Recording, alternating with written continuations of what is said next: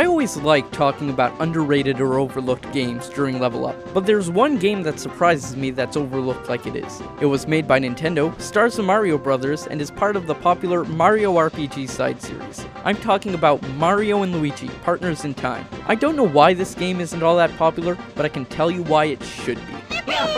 The game opens to our heroes in Princess Peach's castle as she hops in a time machine. When it returns, the princess is nowhere to be found. It ends up that Peach had gone back to the past when an alien invasion was taking place. Speaking of the Mushroom Kingdom of the past, guess who else was in the castle? Baby Mario and Baby Luigi. Luckily, right before the aliens, known as the Shroobs, attacked, Baby Bowser kidnapped them and Baby Princess Peach. Of course, the baby brothers fight to get the baby princess back. Anyways, Back to the Future, to reference one of my favorite sci-fi series, where a time hole to that same time has opened up. After Luigi accidentally falls in and Mario jumps in to save his brother and possibly the princess, the plumbers meet up with their younger selves and team up to save the princess and the kingdom of the past from the Shroob invasion. I have just one problem with this story.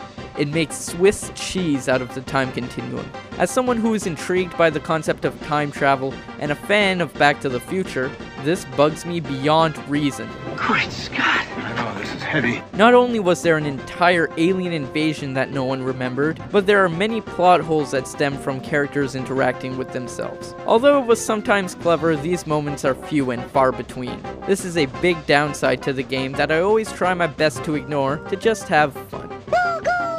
Battling is probably where you'll have the most fun. Like in the rest of the Mario RPG series, the battles are turn-based and give you a variety of choices on how you want to use your turns. However, during your opponent's turn, you have the opportunity to either dodge their attacks or even counter them using a sense of timing and by studying your enemies. As a matter of fact, you're never really sure which brother the enemies will go for unless you figure out the hints they drop. This turns the battles into a mix between classic RPG and platforming. While you're not battling, you'll be adventuring around both times as not only Mario and Luigi, but also as their baby forms, which they carry on their backs. You'll want to keep the two pairs together if you plan on battling, but when they go their separate ways, they get to use different abilities to reach new areas. A mastery of these skills is required to get to where you're going, and it's this concept that really gives the exploration in all Mario and Luigi games its allure.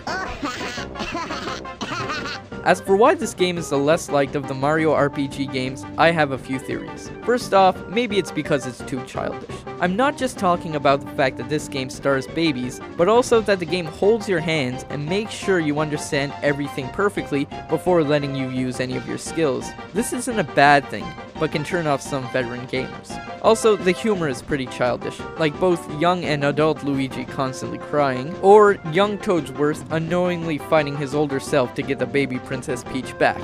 No, that joke is getting old.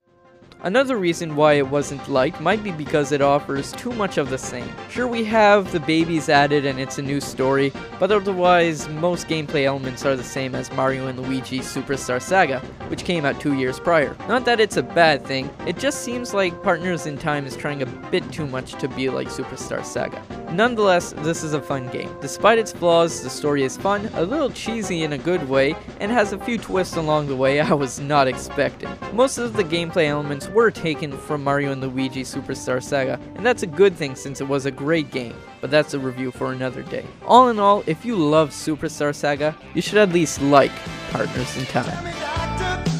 Where are we going? Baby back, baby back, baby back,